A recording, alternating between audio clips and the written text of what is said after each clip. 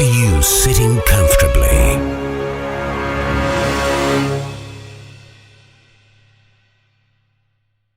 That was a Pony by Genuine from Not Minions, Magic Mike XXL, of course. You're listening to East London Radio. This is Are You Sitting Comfortably? My name is Rue. What's yours? Mystery new co-host sitting opposite me. What's your name? Where'd you come from? What's your name and where'd you come from? That was hello. my Cilla Black. I'm Scott. I'm from Yorkshire, but you can't tell from my accent, I hope. Let me just squeeze your volume up here, and if you come a little closer to my muff. Well, hello. That's the stuff. Okay. So how are you, first of all? I'm very well, thank you, and I am sitting comfortably. Oh, well, that's always good news. And let me just... Oh, hang on. I'm with my knobs and levers, as usual. Oh. Just experimenting. Lovely. Yes, so we went to see some movies, did we not? We did. I was there. And how did you feel about said movies? Well, yeah... I think that's the best noise I could make. Well, they're not the best movies we've ever seen yeah. in our lives. No, neither of them are in my top 10, if I'm honest. At the same time, though, you would rather them over a kick in the face. Yes. Well, I would anyway. Which is, I don't know whether that's going to get on the DVD as one of the quotes.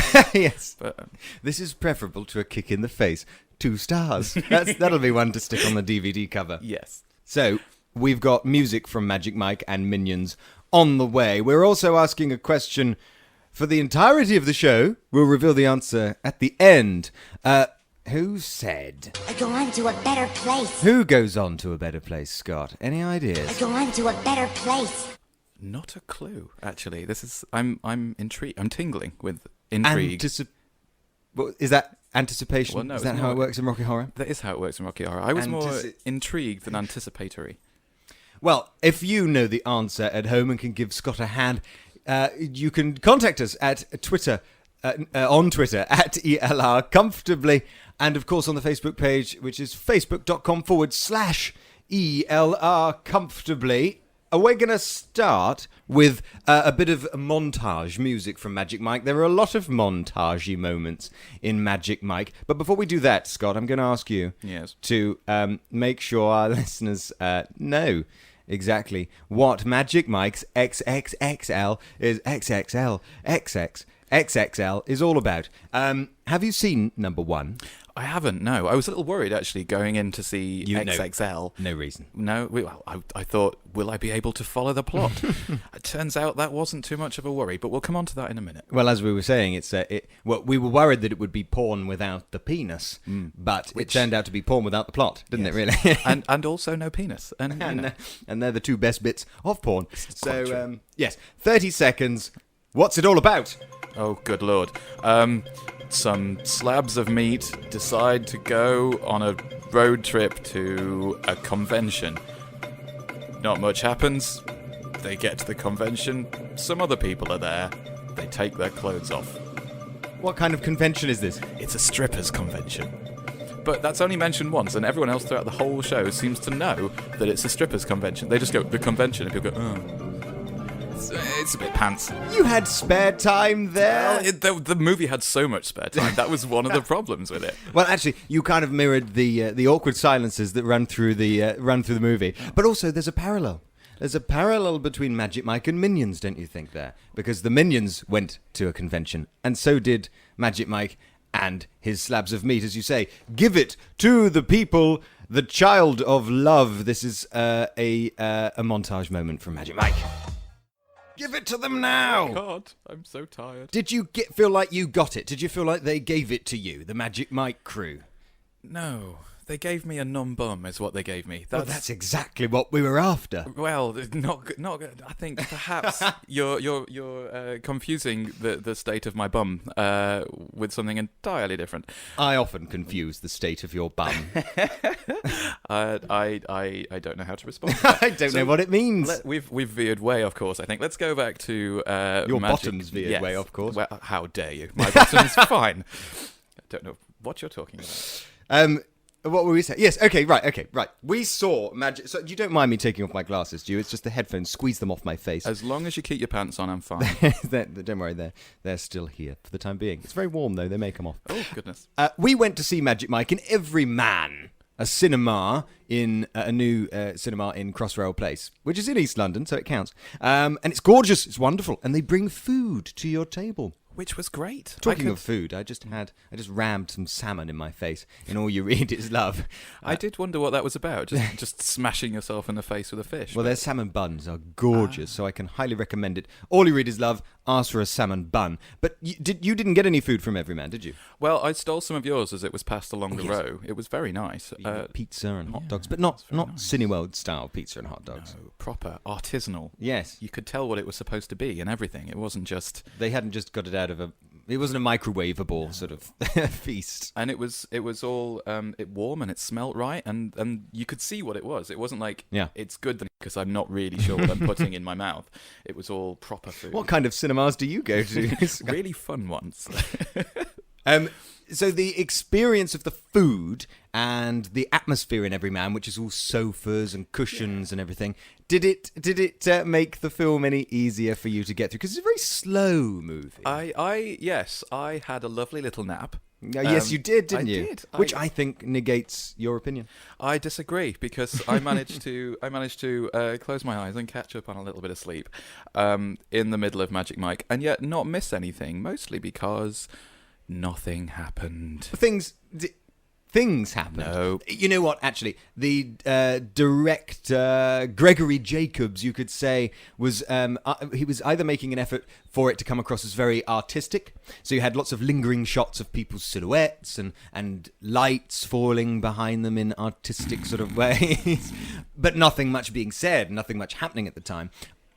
I also think you could argue that Gregory was trying to make it very realistic. Sort of, because in life, you haven't always got a punchline. You haven't always got something clever to say. There are moments where you're just sitting there not saying anything. Well, you could say that, yes. But then if I were to make a movie of my life, and I think hopefully it would have as many chiseled abs as Magic Mike, I'd like to think that I would cut out all of the boring, awkward moments where no one said anything and stick to the sparkly, fun bits. There was a You don't think moments where people aren't saying anything have any value? I think there's a difference between people not saying anything and people having nothing to say. Oh, yes. See what I did there? I like it. I did there. There was a moment... it's actually like... I don't often quote Doctor Who. Oh, good Lord. But when Donna Noble in season 4... Good old Donna. She's my favourite companion. She was very good. She was. Tells the Doctor that you're always talking, but you never say anything. Yes. Yes, Ooh. that was a very good quote. Much like us today on the show. Yes, just jabbering on. But there was a wonderful scene towards the end of the movie. I'm not going to spoil anything, so hold on to your spoiler horn. Oh. But I don't think I'm spoiling anything with this particular... But you say it does come from the end, so just in case... Always important to warn them. I'm enjoying your horn today. That's as an avid listener, I'm very aware of your spoiler horn. Anyway, towards the end of the show, they're at the convention and they're listening to the act that are on before them, who are there's screaming and girls are having a wonderful time, and it's Twilight themed strippery. This isn't towards the end. I was checking my watch at this point. We still went on for hours after that. It felt like hours, didn't it? But no, and they just kind of they ask, so who's on stage right now? And the guy comes back and says, oh, it's Twilight based strippery. And one of them goes, oh, it's all the millennials. They're all growing up. And then nobody said anything. And then they all just sat and stared into space for about 10 seconds in a kind of... I was expecting a clever sort of Twilight pun or something, like a hilarious joke to occur. But they're strippers, what do you expect? Well, yeah, but that said, you know, there's a lot of realism. material there. There's sparkly vampires. Everyone takes the piss out of sparkly vampires. That's pretty much what they're for.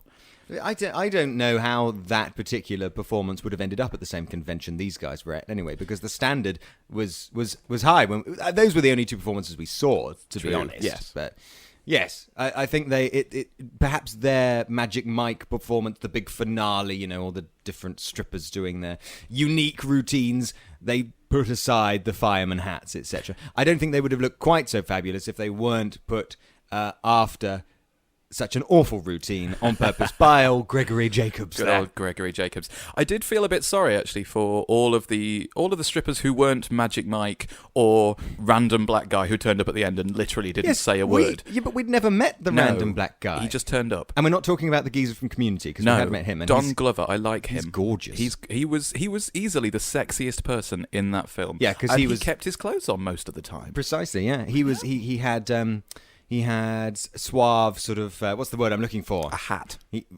Yes, a hat. He was wearing a hat. He had a hat and a cheeky little smile. You know, I was actually having a bit of a Google. I wondered what you were going to say then. Every man might be nice, but I don't think they go that far. Google and a no. But what did you say his name was? Sorry again. Don Glover. Don Glover. That's it. Lots of people think he should be Spider-Man. Yes, I've heard this, and I agree completely. If only to see him in spandex. I was going to say, if he wants to wear a skin tight outfit and run around for 2 hours, I am behind that. Quite literally. Well, I wouldn't, in front of or behind. But is okay? So except for Don Glover, not to be pronounced Dong Lover, which is something entirely different. Although perhaps that would have been his name in real life if he were a stripper. That's his stripper name. That's his Twitter. Is it actually sexy? Is did Magic Mike get you there with your mouth watering over your slab of everyman pizza? Not at all. Thinking, good Lord. I think if only there was some other meat than pepperoni in this cinema for me to. I don't know where I'm going with this. I was waiting to see. I really wanted to know where that was going to end up. No, I mean I am a big fan of pepperoni. Wait, no, wrong subject. Because the idea is obviously, I mean, we were a big bunch of gays in the cinema. That we were kind of herd. Is there a collective noun for gays? But this is obviously marketed quite strongly towards women who aren't depicted, I would say, very fairly in the movie. But it's meant to get women, going. Frothy. Like lots of jokes about having to clean the cinema chairs afterwards, that kind of thing. Did you get that effect from the movie, or did you just find it was lots of standing around in minivans?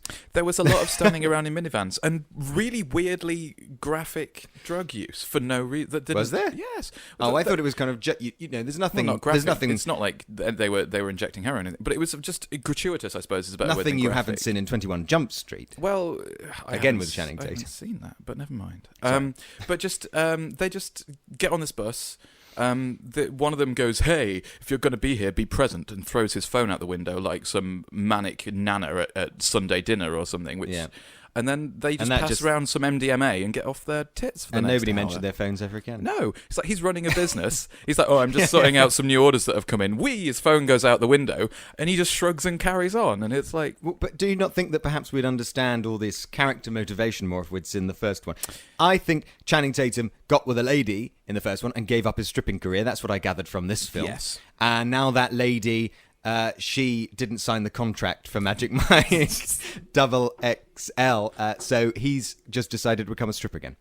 Well, that I kind of got that. Yeah, there was a post-it note. Yes, in the freezer, which is where you keep them, and things like that. But then the girl that he meets on the way in this film, was that a romance?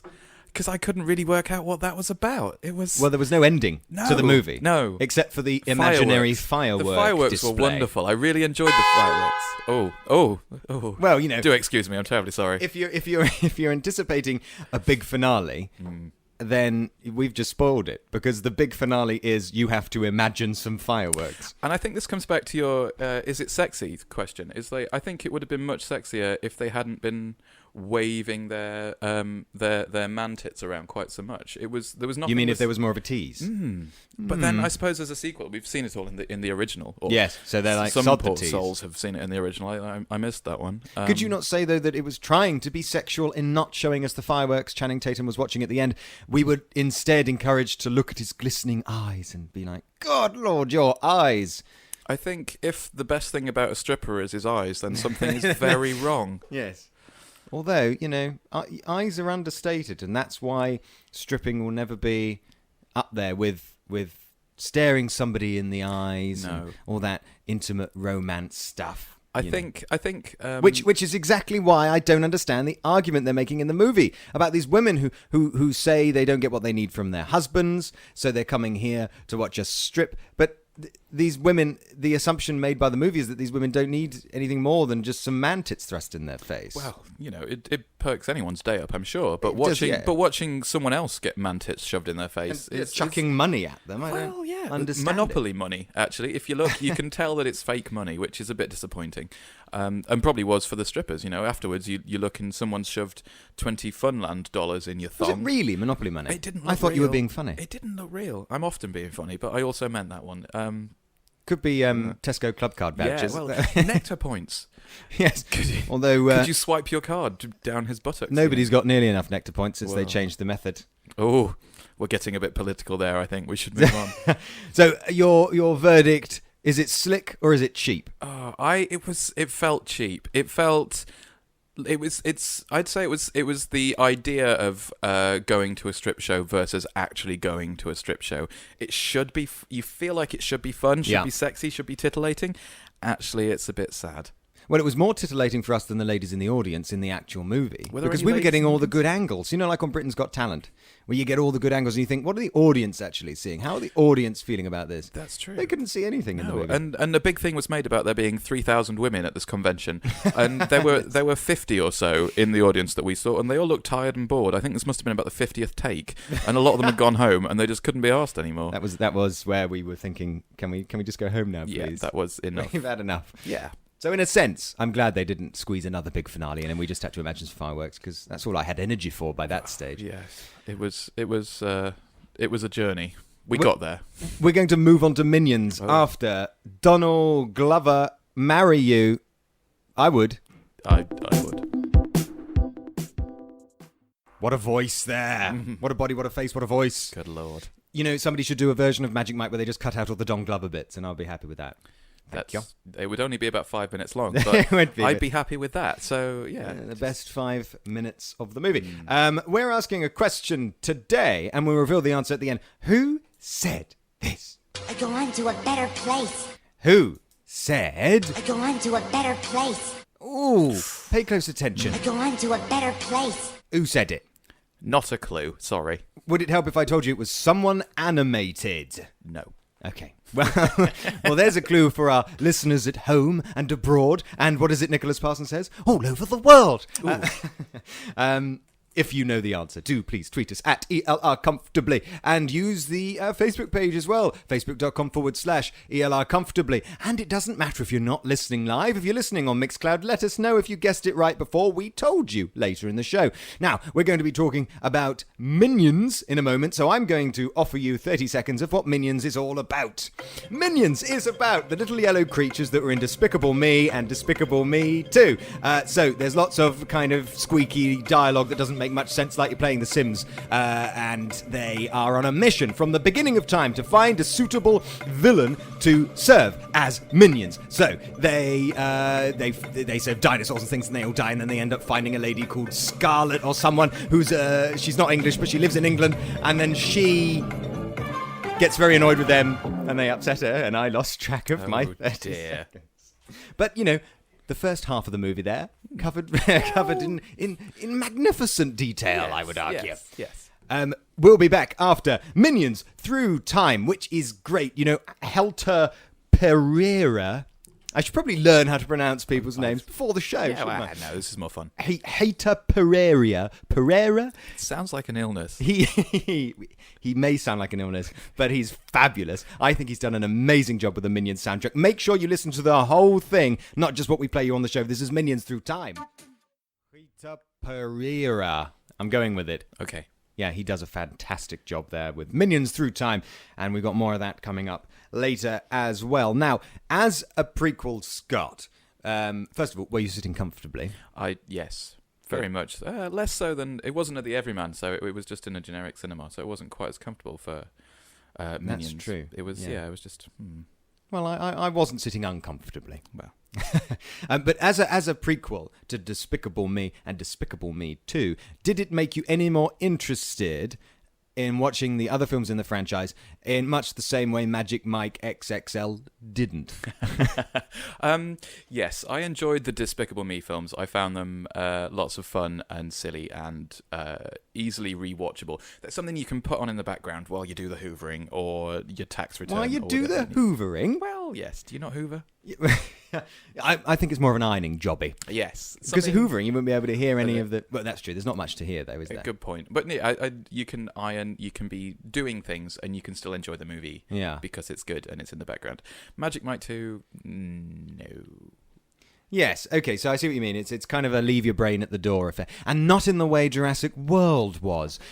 This is get me random. I'm bringing this because Jurassic World was a sequel to a film with a brain, a big brain, a philosophical brain as well. Beautiful film, a classic, if you will. And then it left its brain at the door with Jurassic World. So that's unacceptable. Whereas I can't imagine Despicable Me and Despicable Me 2 are that much different in terms of really what they're going for. No. In terms of fun, just nonsense. I think, yeah, Despicable Me and Despicable Me 2 have a level, and they stick to it, and it's good. It's solid fun. They know where what it's works. going. It's Exactly. DreamWorks, isn't it? Yeah, it is. But yeah, I'd say they're very good at what they do. Very much so. And Jurassic Park to Jurassic World was... I don't even really want to class it as a Jurassic Park film. No, it's not. I read online, I can't remember exactly where, apologies if this was you saying this, but somebody said, call it Escape from Dinosaur Island. A B movie, straight to DVD, you wouldn't really know the difference. No, exactly. That wasn't me. Although I do occasionally review movies for the Big Gay Picture Show.com. Just a little bit of a plug. There. Yeah, why not? Well, you can also pop on rubox.co.uk as well, of course. That's a thing. Why happening. not? Let's just name websites for 5 minutes. But no, yeah, I think just very quickly on Jurassic Park, on Jurassic World, I found it kind of cheapened itself and Jurassic Park. Yes, with all the retroactively references. cheapening the previous movies. Yeah, by kind of going, remember Jurassic Park? Yeah. We're related to them. Look, here's a Jeep. Yes, and it's not actually doing anything with what that film achieved. It's Exactly. just literally look at the stuff we've still got left over. That's true. However, we should be talking about Minions. Yes, but there's just about as much CGI in Jurassic World as there is in Minions, so there's your link. Did you find the dialogue in Minions troublesome? Was that a block for you? Did you think, do we have to listen to any more of this? I found it. Do you mean the Minion speak? Yes. Rather than. Shall we have a go? I don't want to. I really. I Could be found quite it offensive. I found it frustrating because there were fragments of different languages. You could hear a little bit of French, a little bit of Spanish, a little bit of Italian, and when they really needed you to understand what a minion was doing, they magically spoke English. Yeah, there were a few times where they'd just a few English words would drop in, and I found it difficult trying to keep track because rather than it just being noise and your brain can go, all right, like Simlish, it's not any particular language. Well, Simlish kind of is smoother. You can tune out of it. You don't have to listen to it. Minions are much harsher on the ears, aren't they? They're in your face. You had to kind of concentrate. Because, I found myself trying to work out trying to translate what they were saying, even though I don't speak any of these. I certainly don't speak Minion. I can imagine that the voiceover artists had a script in English that they just had to minionize. What, just copied and paste random bits of it through Google Translate? Something like that. Yes. Yeah. Otherwise, because you can tell how they're feeling from the way they say things. Yeah, and there's a lot of the physical in there. They when they're sad, they look sad. I was going to say, and when they're happy, they run around and wave their arms about a bit. There's a great amount of slapstick and brilliant comedic choreography throughout the whole thing. Yeah, definitely. I'd say it had, as a movie, it's got some. It reminded me of the Chuckle Brothers a little bit, actually.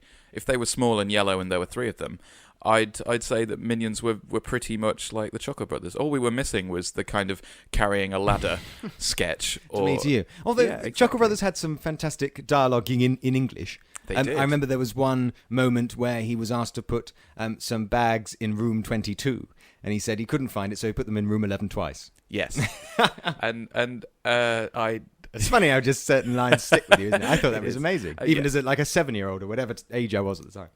But anyway, but Minions, I think I enjoyed the humans more than the Minions in Minions. I think it's the same for both of the Despicable Me films. The Minions were fun, comic relief, light little bits. I think giving them a whole movie to themselves was probably a little bit much. I'm intrigued at the actual back. They would have been invented in a lab. I thought that too, yeah. But it seems that they were born dinosaurs, and none of them age or die ever. Yeah. Although lots of they do cause the death of several. Did they have creatures. denim back then? I think they had loincloths in proper Flintstone style pelts. They find denim for the first time quite early on in the movie in 60s New York, I think. Oh, yeah, yes. On a washing line, which just happens to fit them all perfectly. Yes, because there's lots of people of the same size and shape as Minions. Exactly. Who live in New York, was it you say? It was. Yes. Better memory than me there. I did arrive a little late, actually, so I missed the dinosaur part, but you told me that was some classic Minion fun. Yes. There. Although I was surprised because they actually caused the death of a couple of their early masters. Lots of death. Lots of death. None of the main characters. It's none of the minions. And none of the... Well, that's a spoiler, if It ever is a I heard one. bit, but I nearly played the countdown clock again.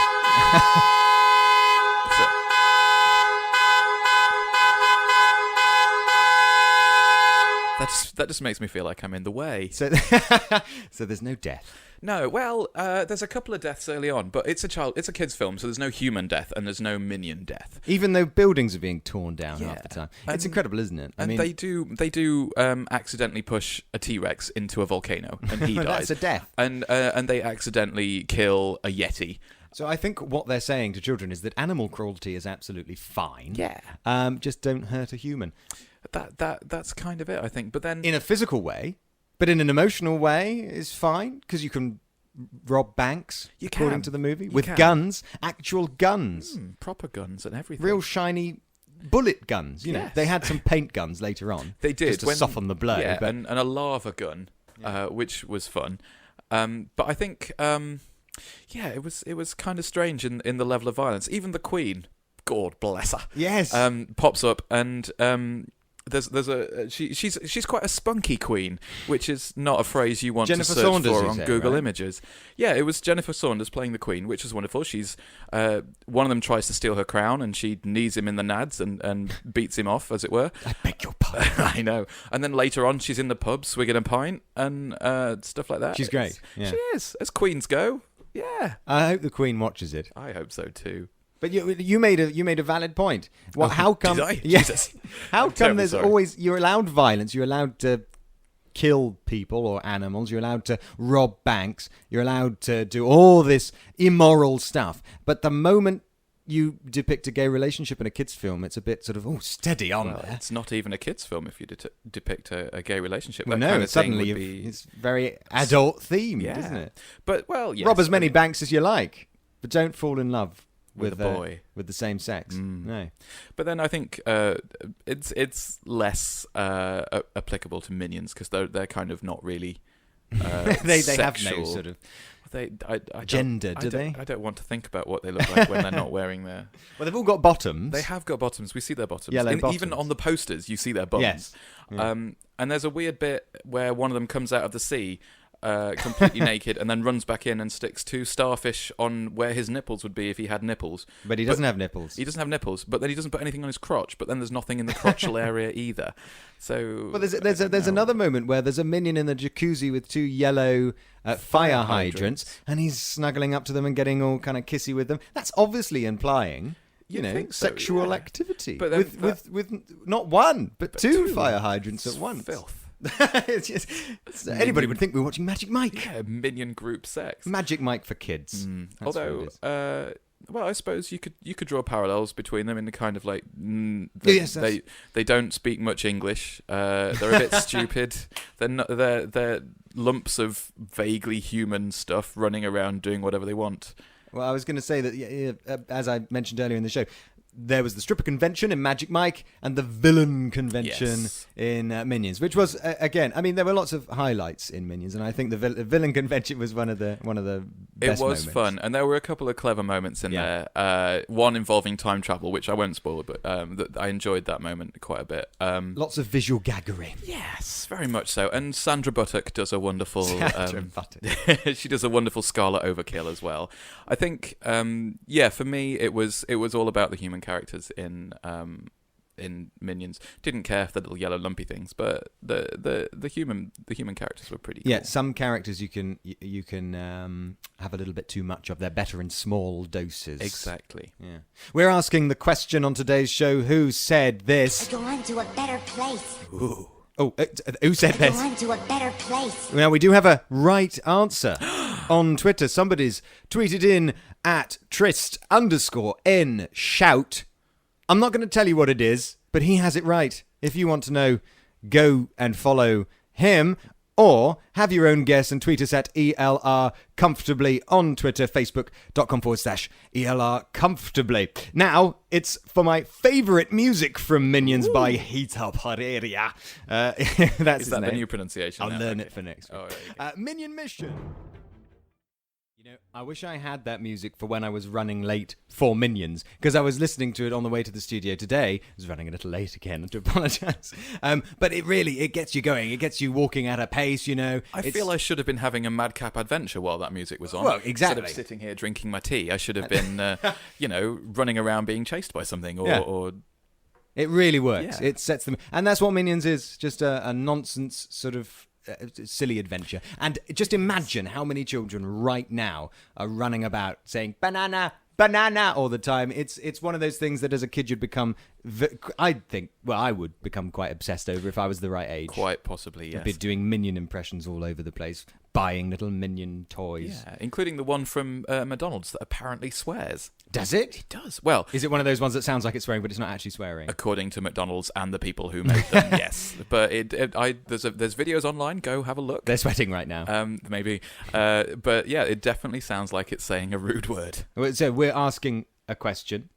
Have you got the answer yet, Scott? Well, I've seen the tweet from our winning entrant. So you well now done, know Tristan. who said... I go on to a better place. Well, I didn't know it was the right answer until you said, well done there. But yes, I do know now. So we're going to reveal the answer after the I next go on to a better place. song. That was premature. Who said this? I go on to a better place. There we go. My timing's off. He goes on to a better place. But who is that better place? Heaven from Magic Mike? Oh, it takes me back to my student days, that one. Does it? Why? Yeah. Well, because the original, or the dance remix, or whatever version it was out when I was young and drunk. I like the slow version there. Ah. But Magic Mike certainly didn't put us in heaven, no matter how hard it tried. No. Although that was Don Glover right there, giving us a little... No, it wasn't. Wasn't it? No, it wasn't. Oh. No, it was... Maybe this was the bit I slept through. It was Matt Bomer. Or Okay. Bomber. He was another stripper in the movie. Well, I don't know if Matt Bomber is on the soundtrack a different person to the guy who was singing it in the movie, but either way, it wasn't Don Glover. They all kind of blended into one by the end of it. There was one generically lumpy man with abs. Lumpy. He had muscles. I liked the big guy who didn't do any stripping. He just painted pictures and things to dramatic opera music. The really old guy in his pants. Yes, that was he. That was my favourite. Yeah, he was good. He had a bit of character as opposed to the other four who kind of exactly. Just lacking in that department. We've been asking the question all the way through the show. I go on to a better place. Who said that? Scott, give us the answer. Oh, are you sure? Yes. You ready? Yes, I'm ready. Okay, it was the Little Green Ape story. Claw. It moves. I have been chosen. Farewell, my friends. I go on to a better place. He goes on to a better place. He really does. Toy Story 2, 3, and all the sequels, and lots of money. Without Toy Story, we wouldn't get Minions. We wouldn't get Minions without the green aliens. That's my belief. I also think SpongeBob had a huge role to play in inspiration for the Minions, don't you? I'm not a big SpongeBob fan, so I can't really offer much of an opinion. I like to think that Despicable Me was a bit sharper than Toy Story. It had a bit more. The humor was a bit edgier and a bit more adult, perhaps. Well, DreamWorks is always edgier than Pixar. Pixar goes more for for the feels. Yes, and DreamWorks is laugh, damn you. Especially in just jumping into Toy Story 3, where they're towards the end, where they all join hands in the incinerator. Is that an unexpected spoiler? No, that's not a spoiler at all. I think you just wanted to use that horn I think noise. I just wanted to use my horn. Oh, he's waving it around. We have unfortunately come to the end of the show. So if you had to recommend somebody watch either Minions or Magic Mike, what would you say? I would say go and watch Minions unless you really, really need a good kip, in which case I wondered Magic what Mike you were is going your to way say forwards. then. A kip or... A snooze, a sleep. yes, all those things there. We're going to bow out to some more Heither Pereira, if that's how you say it. Keep going, you'll get it one of these Probably days. not one of these days. Greatest Renegade unveiling. It's been a pleasure doing this with you, Scott. I'll see you very, very soon. I hope so. Bye. Join us next week for another thrilling episode of Are You Sitting Comfortably?